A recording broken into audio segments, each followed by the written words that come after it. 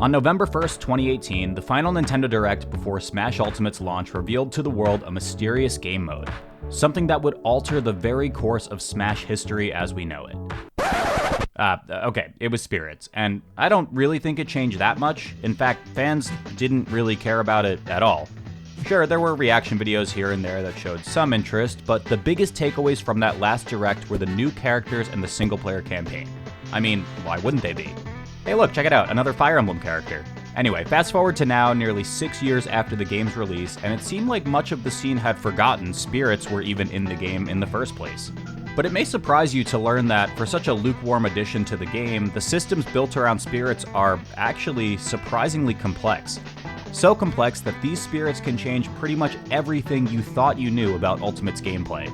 And it may also surprise you to learn that these silly little guys are actually one of Smash Ultimate's most competitive game formats. Today, we're diving deep into the intricacies of Spirits, how they work, what they do, and how to obtain them, while also exploring the very real competitive formats that utilize these ghostly game changers to push Smash Ultimate to its absolute limit. Buckle up for the ride and make sure you watch until the end, because the stuff they did to this format is actually kinda crazy. Alright, look, though Smash is first and foremost a fighting and/or party game, and you guys can go ahead and argue in the comments about that if you really need to, especially in Ultimate, it's been a celebration of the collection of the many games and franchises it's been able to feature. Melee showed off non-playable IPs by introducing trophies, collectibles of prominent characters and items from across the history of its represented games. Although these trophies would remain in the series for the next, 15 years, they were always strictly collectibles. But moving forward, it seemed the developers wanted to explore ways in which these collectibles could have a larger impact on the way you played the game. Smash Brawl introduced stickers, which could be equipped to strengthen a character's attacks or have them start the game with certain items for the single-player Subspace Emissary mode. Smash 4 removed these in favor for the more apt equipment, collectibles that could directly change a character's stats or grant them abilities. Different from stickers though, equipment was able to be used in the core multiplayer mode, but since each piece of rewarded equipment was randomly generated, they were clunky at best in order to first obtain and second experiment in-game with. Spirits are, in a sense, both the replacement for trophies and the culmination of Smash's prior experiments with stickers and equipment. Like stickers, Spirits are collectibles, usually pulled from official game art, of important characters and objects from across the vast library of video game franchises represented in Smash. And, like equipment, Spirits can both directly alter a character's stats and grant them a wide range of additional abilities. These Spirits were representative of the many media pieces in gaming, ranging from something more ubiquitous like the Mario Super Mushroom to something more obscure like Detective Kyle Hyde from the DS point-and-click game Hotel Dusk Room 215. But you don't need a private investigator from a random 2000s handheld game to tell you the importance of digital security in the modern age. Yeah, that's really the transition we're doing. I'm sorry. Anyway, today's video partner is NordVPN. With the fastest VPN on the planet, you can become safer online with just a single click. Nord's protection from phishing, scams, and malware with Threat Protection Pro offers you peace of mind to browse freely. And in just the last few months, Threat Protection Pro blocked over 50 million scams. That's almost as many scams as there are buffer frames online. Threat Protection Pro detects at least 85% of phishing websites, and you don't even need to connect to a VPN server to use it. It's fully integrated into Mac OS and Windows apps, so it can run with minimal impact on your device's performance. If you're interested, I'm offering an exclusive deal on the link in the description at nordvpn.com/turndownforult, which gets you a discount on a 2-year plan and an additional 4 bonus months. This is apparently the best deal Nord currently offers as well, and it's honestly pretty cost effective, so hopefully you find some value in that. Plus, if you're not thrilled with the product, Nord also offers a 30-day money-back guarantee, so there's really not much risk in just trying it out. Once again, that's nordvpn.com/turndownforalt for a discount plus 4 extra months on your subscription. Alright, that's it. Thanks again to Nord for supporting me and the channel. Now, let's get back into the video.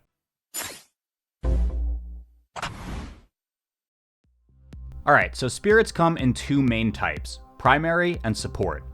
Primary Spirits give stat bonuses to characters' attack and defense and can sometimes offer an additional ability like increasing the strength of a certain attack type. And each primary Spirit has 0 to 3 extra slots to add on support Spirits.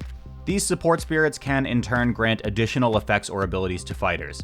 Some of these effects are more potent, costing 2 or even 3 slots, and together the primary and support Spirits form what's called a Spirit Team.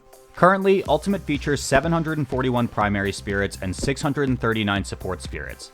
And just for the sake of completion, there's another 124 fighter spirits that are just the Smash fighters themselves and have no gameplay function, and 24 master spirits, which only have effects in single player mode.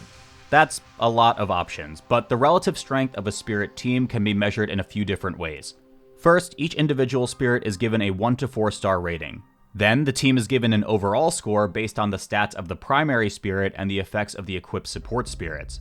Although this score isn't fully indicative of the effectiveness of a particular build, it's a benchmark for how strong the game considers the team to be. And lastly, like Pokemon, spirit teams have type effectiveness.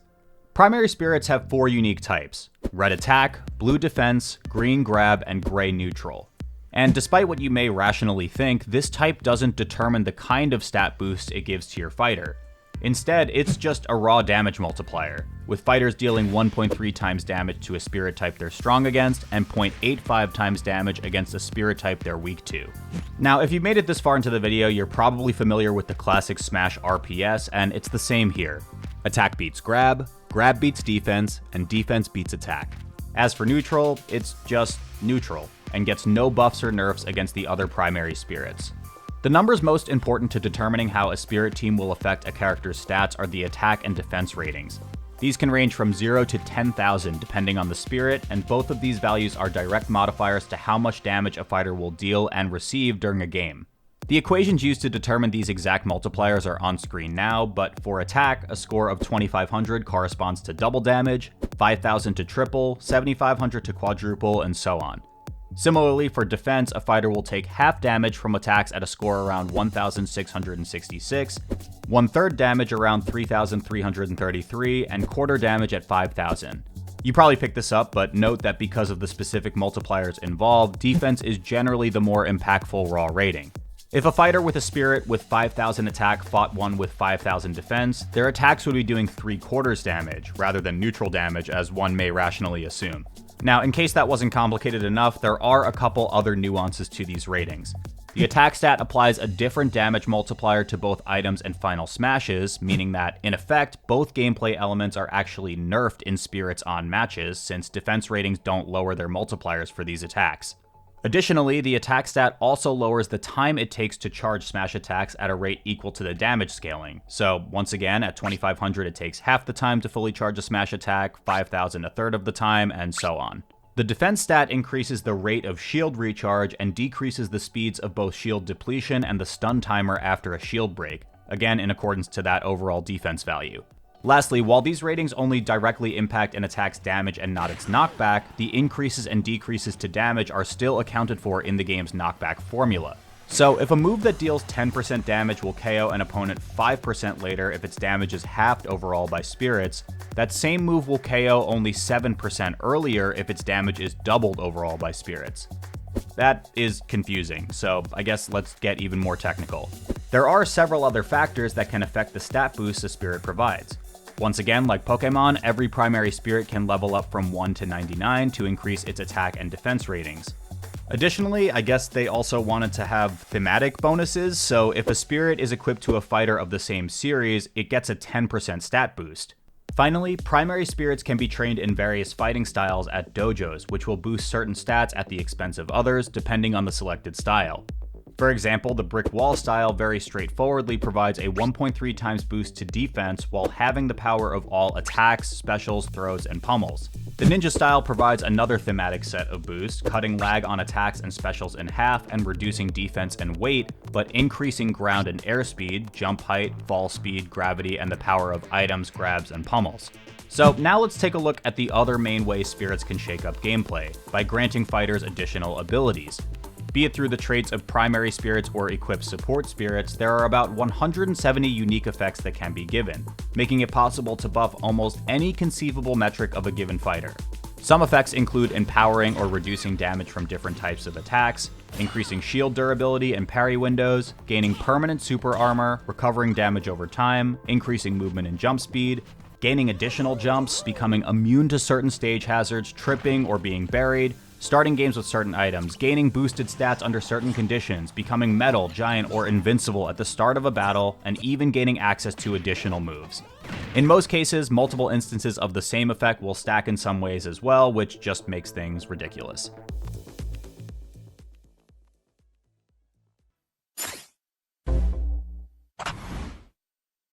So by now, I think it's pretty clear that there's almost endless ways you can play Ultimate with spirits if you're willing to figure them out. The sheer volume of different builds is probably somewhere honestly in the low millions to billions, and with so many potential teams, it's no surprise that some of them can get kind of busted. Many who messed around with spirits in the early days of Ultimate or during the World of Light campaign might be familiar with spirit-buffed Olimar. Since Olimar's red Pikmin attacks counted as both weapons and fire elemental attacks, stacking synergistic effects on a spirit team led to some truly ludicrously strong attacks. But although Olimar might have been the king of the early spirits meta, his nerfs in the early patches of Ultimate helped to mitigate these effects somewhat, in turn leaving the door open for further experimentation. With Spirits On modes largely being absent from in-person competitive play, discussion of the game mode was largely relegated to online spaces, like the r/Smash Bros. Spirits subreddit or public arenas hosted using the game's online play. And although the meta has hardly received any mainstream attention, players dedicated to optimizing spirits have had 6 years to hone their craft, and in the process they've discovered some pretty wild builds. Both the Edelgard and the Black Knight primary spirits have an ability called Armor Knight, which reduces movement speed by 30% in exchange for a 1.15 times multiplier on all damage and a 1.8 times multiplier to defense. Stacking this with the Halberd support spirit, which also grants Armor Knight, increases those modifiers to 1.25 times damage and a whopping 2.6 times defense while maintaining the same movement penalty. This is widely considered to be the most effective build in the game in terms of just raw stats, outdamaging builds that purely focus on buffing attack. Okay, so if stats are king, what beats it? Well, what about a build that can reliably kill off of a single hit? Using effects like increased jump height, floaty jumps, lightweight, and additional mid-air jumps, characters like Mario, Samus, Fox, Pit, and ZSS can effectively ladder combo you off of a single hit at 0, even on stages without platforms like Final Destination. Okay, so if one hit kills are king, what beats that? Well, equipping a super armor spirit effectively nullifies this entire strategy, making the fighter immune to most combo starters as they take no knockback from the first hit. Then, to beat the super armor builds, players develop spirit teams that kill off of grab, stacking jump and weight reduction effects with Donkey Kong to be able to KO an opponent from anywhere on stage off of cargo throw. Then, to beat the grab cheese builds, players found highly mobile and defensive builds to avoid opponents and stall them out. Jigglypuff with a jump boost and a great auto heal spirit effectively becomes the ultimate hit and run character and or Sonic's dream, healing 5% damage every 5 seconds and evading all attempts to pin her down. As you can probably imagine, this continuous RPS cycle of build development and adaptation keeps going and going. Shield damage builds can give almost any character a setup to break shields in just 1 or 2 hits. First strike advantage builds grant 5 seconds of invincibility if you land the first hit of the match, giving time for some characters to gather resources and others to fish for early KO options. Builds with Impact Run grant a hitbox to dashing that most fighters can confirm out of, and Insta Drop gives equipped fighters a fast movement option that can be used for recovery mix-ups and to enable all kinds of combos and confirms. When you really get into it, the sky's the limit on what you can do with spirits. So now this raises a perhaps logical question. Why don't more people play this way? After all, one could argue that building a spirit team is kind of similar to building teams in multi-character fighting games like King of Fighters or Dragon Ball FighterZ, or even choosing assists in games like Skullgirls or Marvel vs. Capcom. But there's a number of factors in play that limit the ability to truly, fully implement spirits into offline competitive events.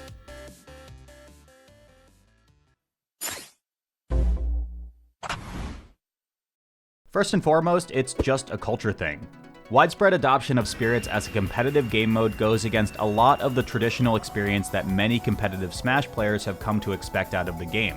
Modes like Smash 4's custom moves and equipment have historically just not been viewed as core competitive game modes for tournament, at least not universally.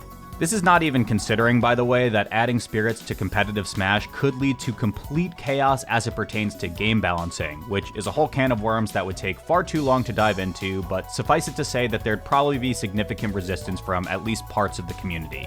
By the way, if you want to see a video like that, you should definitely leave a comment to let me know. Also, subscribe while you're over there. Second, Smash Ultimate is already an absurdly complex fighting game just by sheer volume.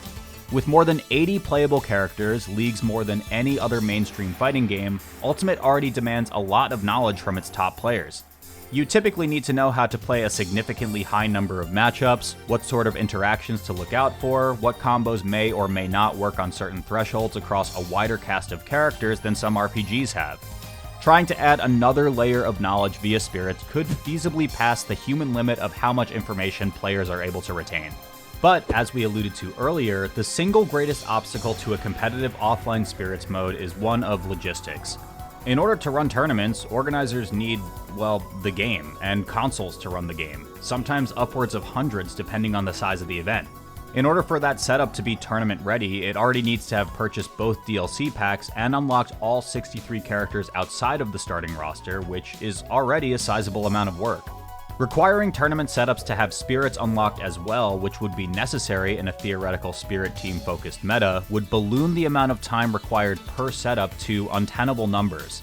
The most efficient way to obtain every single spirit in the game involves 100%ing the single player campaign to obtain all 600 or so available spirits there, accumulating the in-game resources to summon all 144 spirits available through the summoning menu, completing all 11 DLC spirit boards, and then obtaining the remaining some odd 700 spirits or so by continually grinding in-game modes, refreshing shops, or clearing out the spirit board, which by the way includes obtaining certain spirits that are exclusive to timed events. And in case that somehow wasn't enough, each setup would also need every primary spirit to be leveled up to the cap of 99. Overall, the process of readying one setup for competitive spirit play could easily take hundreds if not thousands of hours. It's this steep logistical requirement of needing to source potentially dozens of copies of the game with full spirit completion that marks the most pressing barrier to hopefuls of competitive spirits.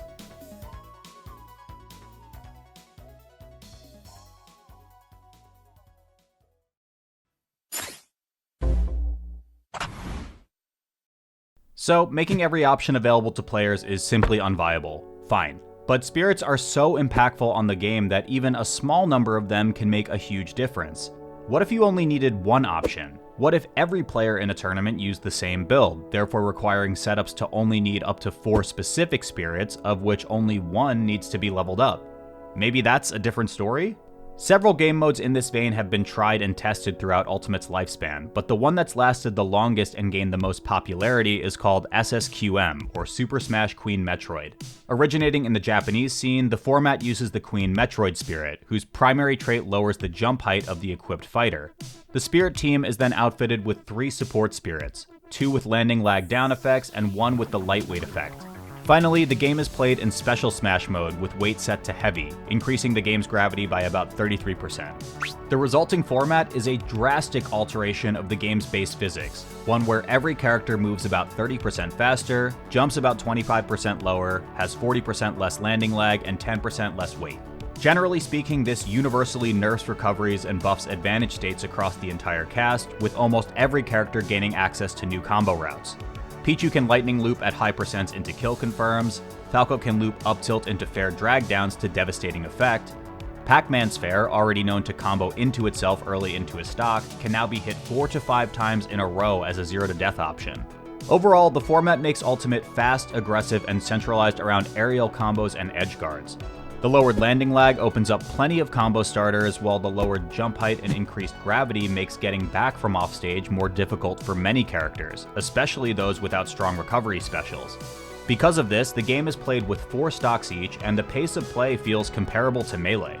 So let's take a look at an example. It's Grand Finals of 2022's Queen Cup number 3. One of the largest offline SSQM events ever at a mere 37 entrants, and it was streamed on EastGeek Smash, one of the highest profile channels for Japanese competitive Smash.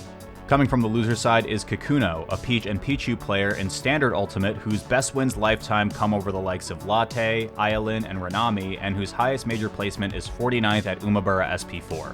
Respectfully speaking, Kakuno is not the most high-profile player ever in Vanilla Ultimate. But in SSQM though, Kakuno has reinvented himself.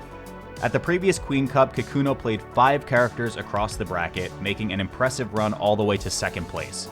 Now, having added 1 more character to the lineup, he faces the same player who ended his run last time, the widely accepted best SSQM player in the world, AA. AA is a bit more accomplished in Vanilla Ultimate, taking sets off the likes of Kaninabe, AIM, and Jigaimo with a combination of Shulk and Aegis, and managing to place 33rd at the Super Major EVO Japan 2020.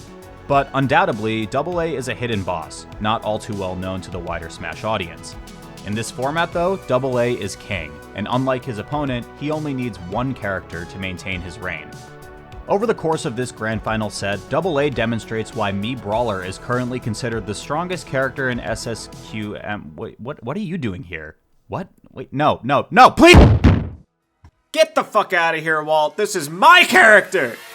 Brawler's neutral air is already good at everything, but in this game mode, it becomes even more devastating, since he can now throw a bunch of them out way faster than he did before. While AA's choice of up B, helicopter kick, is pulled down by high gravity, feint jump and burning dropkick are not, letting Brawler keep most of his recovery strength from the base game. And as for that up B, boy does it kill confirm. Brawler can chain up airs much faster than he can normally, eventually leading to this absolutely disgusting angle from helikick. Are we sure this guy's not DIing out? Anyways, AA uses these tools masterfully, taking half of Kikuno's stocks with helikick and securing the second set of grands 2 games to none. Pretty fucked up Pichu's got to share the top tier spot with Brawler. That matchup already sucks in the base game.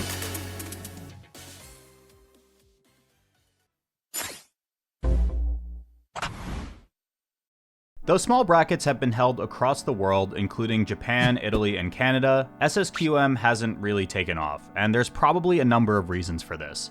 First, and perhaps most straightforward, the Queen Metroid spirit necessary to even play the format isn't even available in the single-player campaign, meaning that the fastest way to get it is to grind up in-game currency and then repeatedly refresh the spirit board until you get lucky enough for it to show up. Also, since the mode relies on playing with increased gravity, it's not supported online and can only be played in person. Sadly, these 2 factors alone likely limit the extent to which the game mode can ever be truly widespread. Still though, smaller communities and aggressive roadblocks have never stopped these people before. The merit of the format somewhat speaks for itself, with its high-octane gameplay and dedicated community. The most recent tier list seems to predominantly favor fast, aggressive brawler/swordy archetypes, which many viewers of modern Ultimate may find refreshing, to say the least. But moreover, SSQM is fascinating as a case study for what spirits have the potential to accomplish in a game like Smash Ultimate. Although plain, perhaps boring, vanilla Ultimate will likely never cease being played, at least until the release of a potential Smash 6, it's just flat out cool to see how the game itself can provide its players with tools to completely shake up gameplay in dramatic and compelling ways. Already, players are experimenting with other single spirit team formats, like 50XX, which aims to get a game feel as close to Melee as possible, or SSDB, which yes stands for Super Smash Dragon Ball, and yes is a very fitting moniker. And with so many more abilities and combinations left to experiment with, there are likely infinite possibilities for unique formats and experiences yet to be discovered. When spirits were first announced, the prevailing sentiment was that they were just lazy, collectible images in place of the 3D trophies we'd had before. But over the years, I've at least come to understand that the implementation of spirits was anything but lazy, and has instead opened up a whole new world of depth for what's already by far the largest Smash game of all time. Not bad for a feature most players probably haven't touched since they first launched the game. So, who knows? Maybe this will get you to try out a wild and wacky new game mode. Maybe it'll just get you interested at what could potentially be out there. I know I'm interested. Thanks for watching.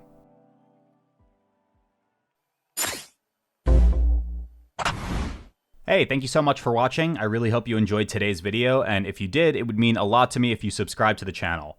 Me and the team are working really hard to start posting here a lot more often, and I would love for us to hit a big milestone together really soon. Alright, that's it. Thank you again for watching, and we'll see you next time. Bye!